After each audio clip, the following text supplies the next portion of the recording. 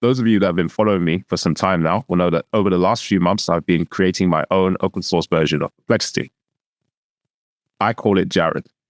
So Jar3d has evolved from more than just a search engine to a long-running research-intensive agent. So what Jar3d is best for really is scouring the internet and doing information synthesis. And that could look like, sourcing products. It could look like producing marketing material, so on and so forth. I've already done a few demos of Jar3d. So if you want to check that out, have a look at the other videos on my playlist. This video is about the latest feature that I have included in Jar3d, which is the ability for Jar3d to form knowledge graphs as part of its research. I think this is a really exciting feature. And if you stay tuned, you'll be able to see the ins and outs of how this feature works. And I'll demo how Jar3d works with this feature for you. By the time this video drops, the changes to Jar3d will already be merged into the GitHub repo. So you are free to experiment with that yourself if you wish. All right, that's enough of an intro. So let's dive into the technical details. So I think it's worth exploring a bit about why I have decided to include knowledge graphs as a feature in this latest iteration of Jar3d. To explore this, it's worth understanding how Jar3d worked before the knowledge graphs and understanding a bit about retrieval augmented generation, or naive RAG, right? So when I say naive RAG, I'll get into the explanation of that, but let's look at how Jar3d was working before. So what Jar3d did before this latest iteration is when you ask the query of Jar3d, obviously it would go and try to understand your requirements first, but let's say all your requirements are gathered. It passes that on to the agents. And what the agents will do is access the internet, pull from URLs on the internet relevant to your query, and then chunk those URLs up into smaller chunks, which we'll call documents.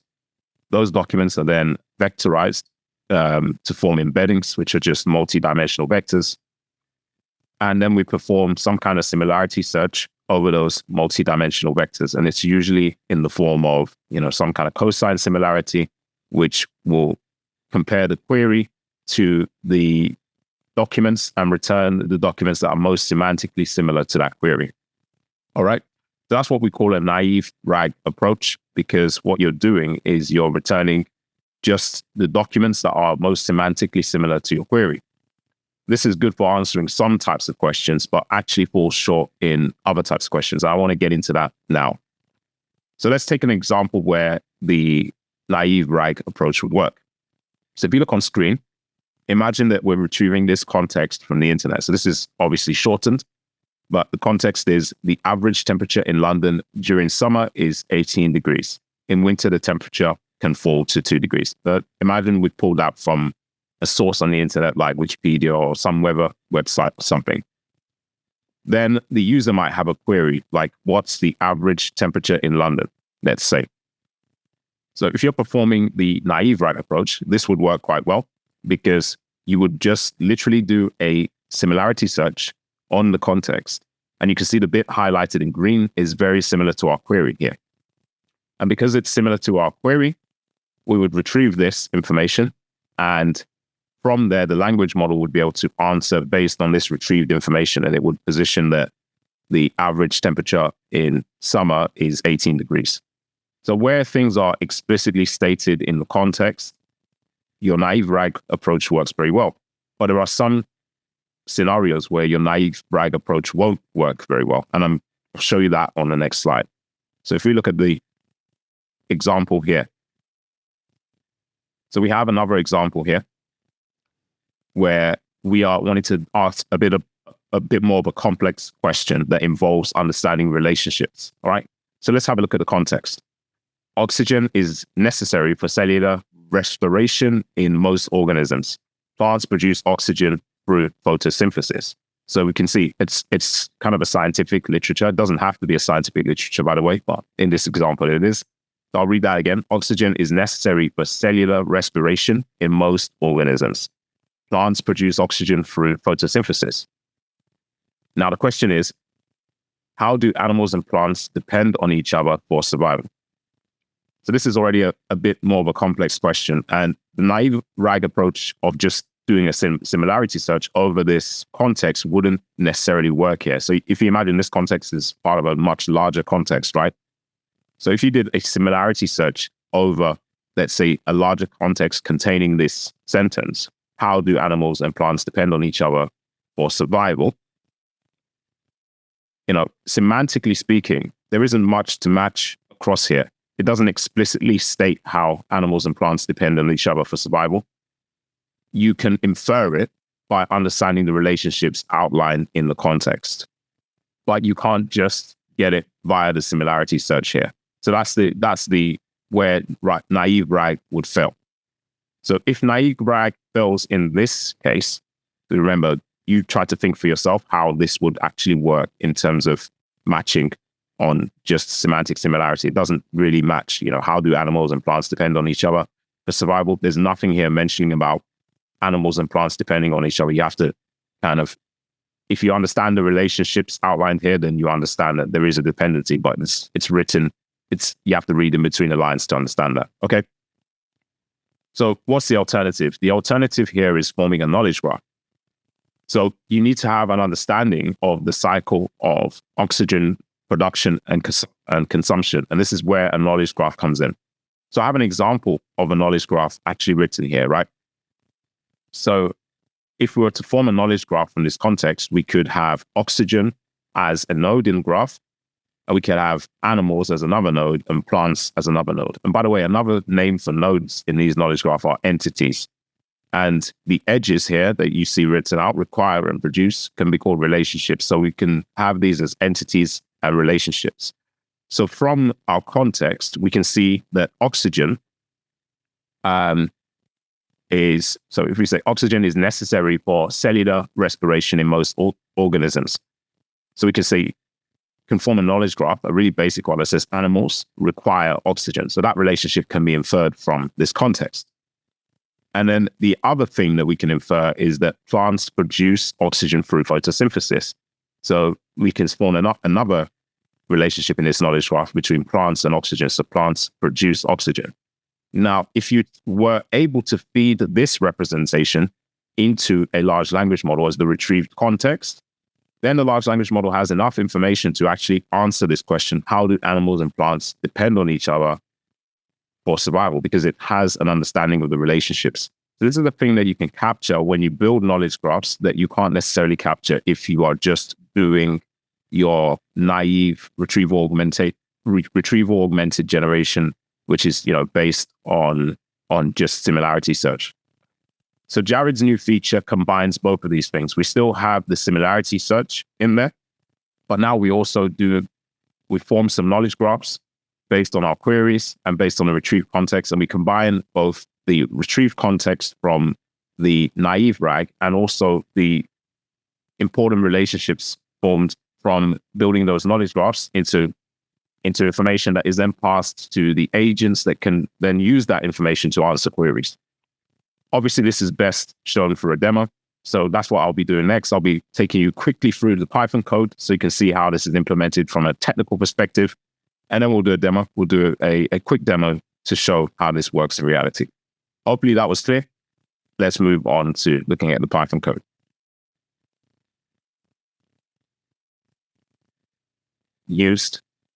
Let's do a run through of the code that I have written to do this new hybrid retrieval approach, which obviously combines building that knowledge graph with your standard vanilla RAG or your naive RAG. All right. So first of all, I'd like you to understand where this script is so you can review it for yourself. It will be in the tools folder. So if you go to tools, this script you're looking for is the offline graph RAG tool. So you can see that labeled here. I'm going to zoom in a little bit to give you a better view of what's going on in the code. So if you're following along with me, what you want to do is you want to scroll down to the run RAG function. And the run RAG function is important because that's going to give you a view of every operation that's happening in here. So the run RAG pulls all of the different functions together that are in this script. I think this has gotten so long now that it's probably worth turning this into a class. So at a later stage, I will refactor this to turn it into a class. All right. So we have the run RAG function identified. If you'll bear with me a moment, close that box. So we have the run RAG function identified here. And there's several operations that take place. So the first thing is intelligent document chunking. Now, I've previously done a video covering how that intelligent document chunking works using a local server. So I'm not going to go into detail about the ins and outs of that. But all you should know at a high level is that we are ingesting documents or ingesting URLs from the internet and breaking those out into intelligent chunks. What we mean when we say intelligent chunks are chunks that preserve the underlying structure of the URL that we're ingesting. So once we've created our intelligent chunks, we do that concurrently. You can see that here. And that's just to speed up processing time. Then we're stepping into where we're creating these knowledge graphs. So you can see here we've got an if statement. If it's a hybrid, if we're taking a hybrid approach, and the hybrid approach obviously mixes creating the knowledge graphs with your naive RAG, then we undertake several operations here. We instantiate a graph object. We do that as a Neo4j graph. We clear the existing nodes from the graph database. So if we've made a query previously, we'll clear those existing nodes. And then we create our graph index. So creating the graph index is what I'm going to navigate to next. I'll show you the function for how we're creating that graph index. So let's find that function. Here we go. So we're creating the graph index. To create the graph index, we're leveraging a large language model. In this case, we're using Anthropic's Claude 3 Haiku. And the reason I'm using Haiku is that creating graph index actually requires hundreds of calls to the API because we're creating the graph index over every document chunk. If that doesn't make sense to you now, it will make sense to you when I run the demo of how this hybrid search approach works. But you should understand that when you're creating this graph index, you're creating it over every document chunk, which means potentially hundreds of calls to the API. So you want to leverage a cheap and fast model. That's why I'm using Claude 3 Haiku. And then we have this LLM transformer class available from LangChain. And the LLM transformer class is essentially just an LLM that has been prompted.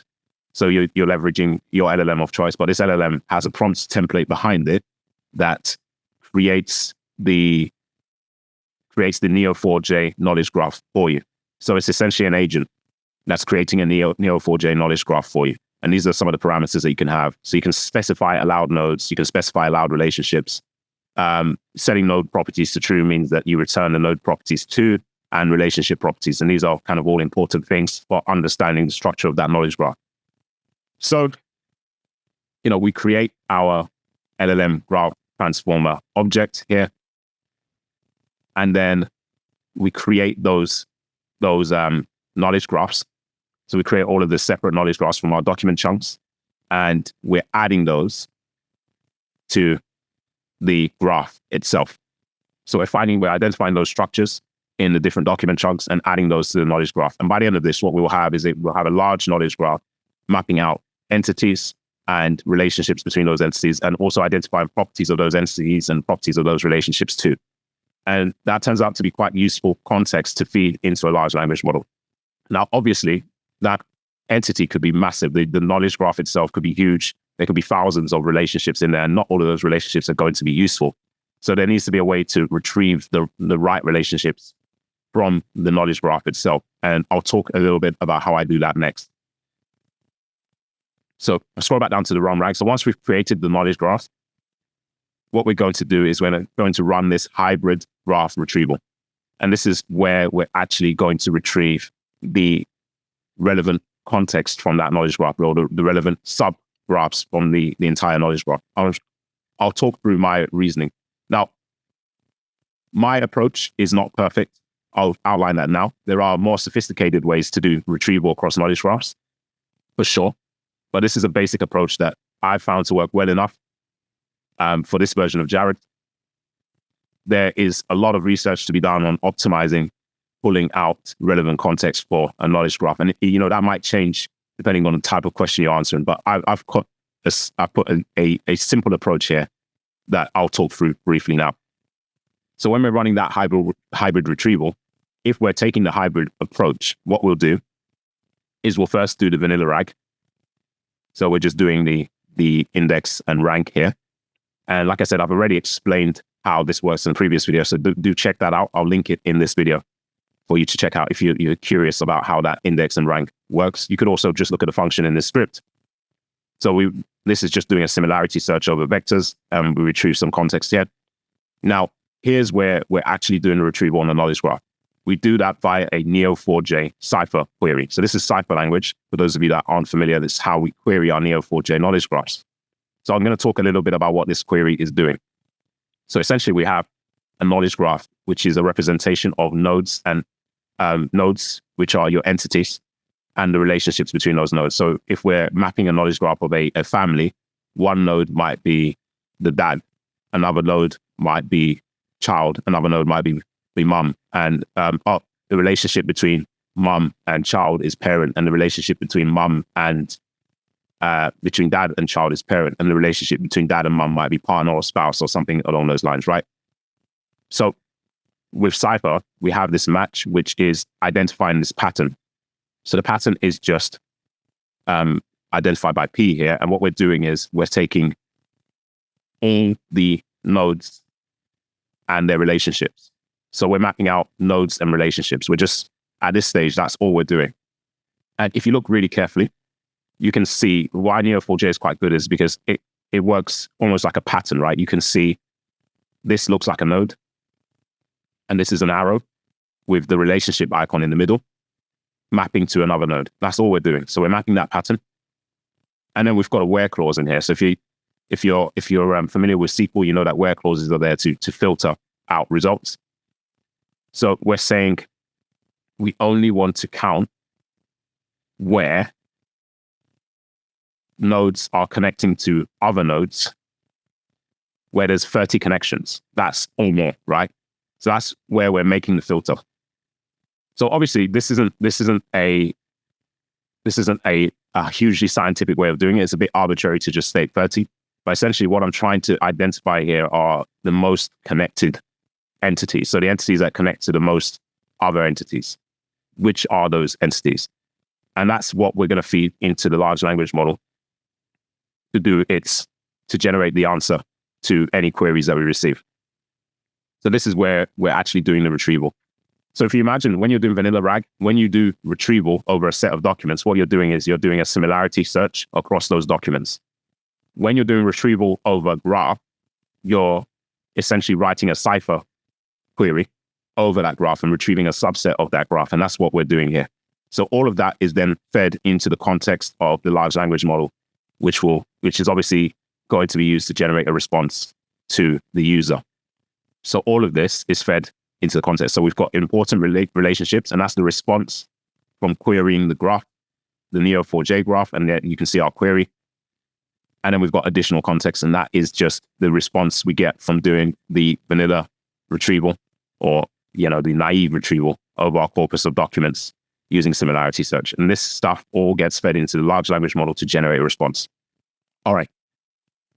And that is pretty much it. That's how the hybrid approach works. Now, I appreciate that there's a lot that was covered there, and it might not all make sense.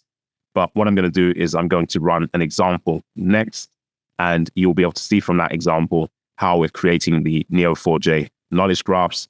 I'll show you on Neo4j Aura, which is the web UI for Neo4j, how this query works across the knowledge graph. So you'll be able to map the node yourself in the example next. So do stay tuned for that. And I promise you will understand a bit more about how this works. It's time to demo this hybrid retrieval feature that I built into Jar3d. So there's some prerequisites for using this hybrid retrieval feature. Right now, it's only compatible with the Claude model, so you'll need an Anthropic API key. I am going to build in compatibility for the other state-of-the-art models. So stay alert for that. I will release those in the coming days. So it's only compatible with the Anthropic models. The second thing to note is that to work with the hybrid retrieval, you'll need to change it in the settings. So you'll need to navigate to settings. And I'm going to change my search location to the United Kingdom just because that's where I'm based. And then where it says select retrieval method, instead of selecting dense only, you want to select hybrid, graph, and dense.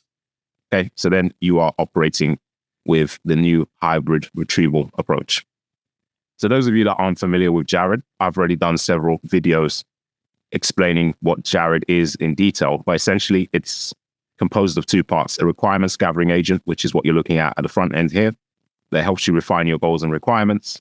And once you've done refining your goals and requirements, it passes it on to the agentic workflow in the background, which then acts to do the internet research that you need and compile and synthesize all of that information to present back to you in the format that you've requested, right?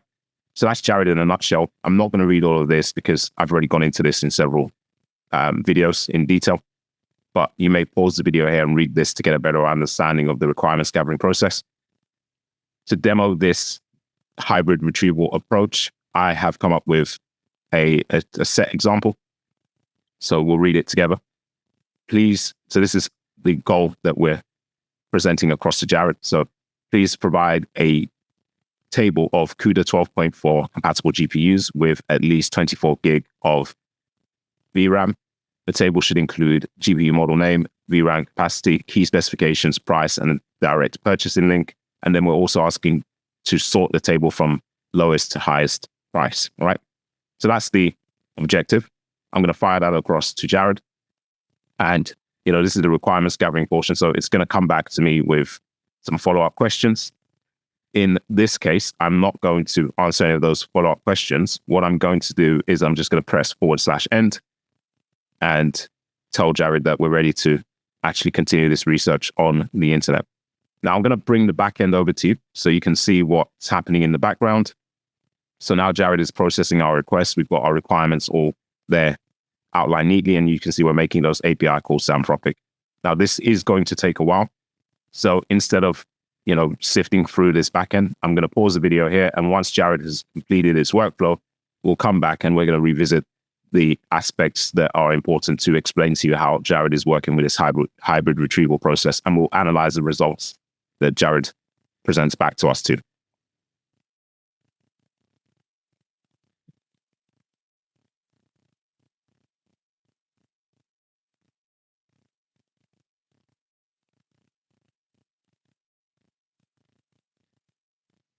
Right, Jar3d has managed to return some results. Full disclosure, I did have to rerun the query because there were some bugs in the last run, but Jar3d has managed to return some results. Just to give you some comfort that we're running the same query. You can see here, there's our query that we listed in the last section, or that we sent across in the last section. And here's where we submitted it to Jar3d, and Jar3d has returned some results. So I'll say I'm a little disappointed because it's only returned 2 results. I think there's still some level of problem optimization that Jar3d needs in order to kind of return some more comprehensive results for this type of exercise, but it has returned a table, and it is also sorted by price, which is what we asked for. It's given us some specs. Let's just test these links out as well, just to make sure that they are the links for these respective GPUs. So we'll try tech next day. First of all, while that's loading, let's look at the price. So it's 4264.95. And yeah, so we have picked out the correct GPU here, the RTX A6000 at 4264.95. And we've got the 48 gig of RAM there. And we can see here that it's listed out correctly.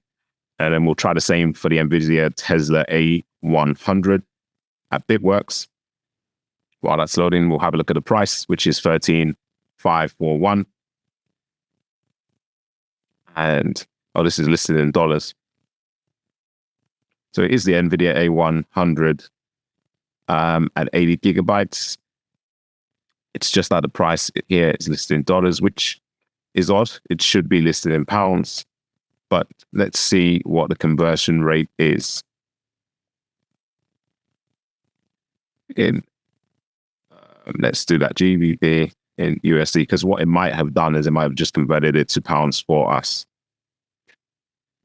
Yeah, so it's 17,915.25 in US dollars. Obviously, this will change, but if it's roughly around the same thing.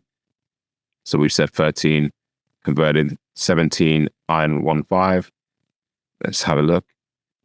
Yeah, so it's close enough. I think what's happened is it's picked up this website and just converted it to pounds for us using some exchange rate. But I'm happy enough with those results to know that it has actually visited those websites. Here's some notes. All listed GPUs are compatible with CUDA 12.4 and have at least 24 gig of RAM. The NVIDIA H100 Tensor Core GPU was not included in the table due to the lack of direct purchasing links and pricing information. Fair enough. Prices and availability may vary. The listed prices are the lowest found during our research. For the most up-to-date information on specifications and compatibility, please refer to NVIDIA's official website. Okay, so this all seems fair enough to me.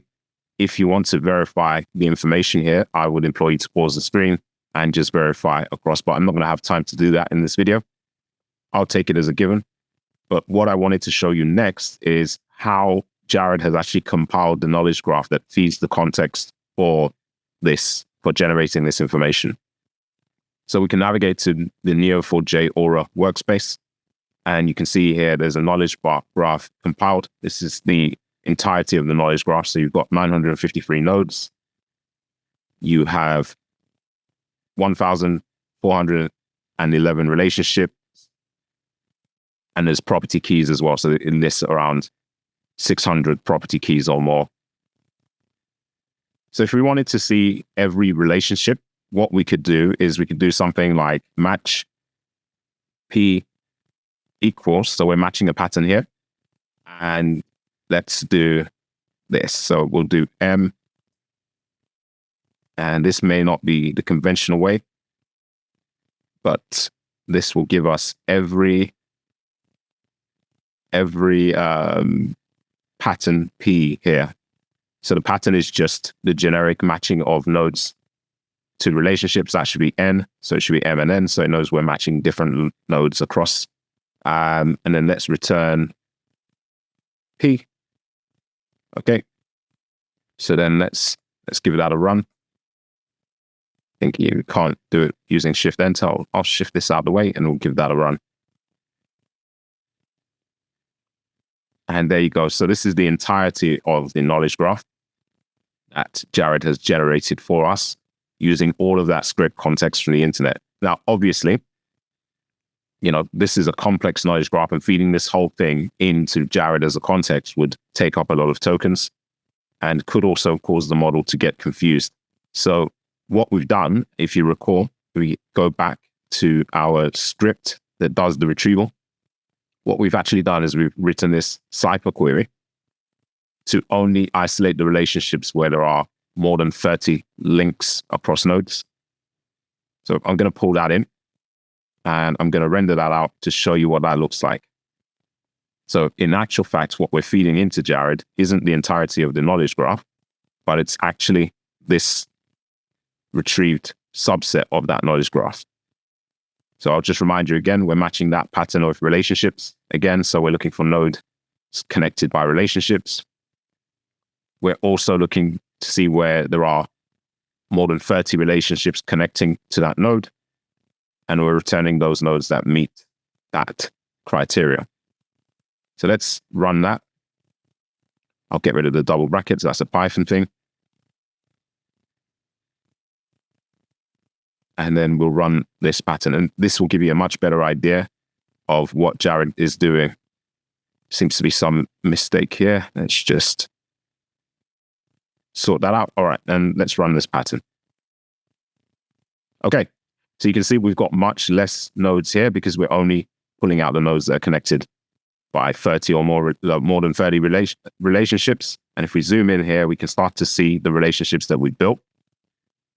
So we've got the NVIDIA H100 and all the relationships that are related to that NVIDIA H100 GPU. And then we've got some more relationships out here. Forgive me because this is crashing a little bit, but let's zoom in here. We've got the NVIDIA H200 and all the relationships there. And you can see how Jar3d has worked to build out those relationships. So how this is fed into the Jar3d context is, if I show you the table, so essentially all of these details are fed into Jar3d to be able to retrieve and generate its response based on this retrieved context. So you can see here, you've got an entity. The entity it's a product, so it's hardware, it's a GPU. And then there are some properties here. So we've got all these properties related to this GPU. And then we've got an ID. So the type of GPU it's talking about is the A100. So that's the ID here. That's how we identify this. Speed, description, deep learning accelerator. Well, we've got a model. So the model is the type of GPU. The model is the A100. So this property information is really important. It gives us some context about this node. So you can see this is all related to this GPU node. And then we can see benchmark on. And then we've got a website, deep learning blog, right? So we are collecting loads of these types of relationships. If I scroll down to the bottom here, there's 163 records that fit that query that we ran in Cypher. So this has all been fed into the large language model context. And you scroll down, you can see there's lots of these types of relationships fleshed out. And that helps it to discover, well, the idea is it helps it to discover some deeper meaning from the retrieved context rather than just doing that similarity match. We're actually now constructing relationships based on the data we scraped from the websites. If you do want to play around with this for yourself, there are some prerequisites. You will need a Neo4j Aura account. You'll also need a Claude API key. Now, I'm going to put all of the prerequisites in the README, so you'll be able to follow the instructions in the README to get this set up. I hope this has been a useful demo for you. I'm excited to see what use cases you come up with to use with a new feature. If you enjoy this content, definitely subscribe to the channel for more large language model engineering content. Give us a thumbs up if you like the video. And don't forget to give us your opinion on Jar3d and your experiences with it. Any tips for improving Jar3d are all welcome. Thanks for tuning in once again, and I look forward to seeing you in the next video.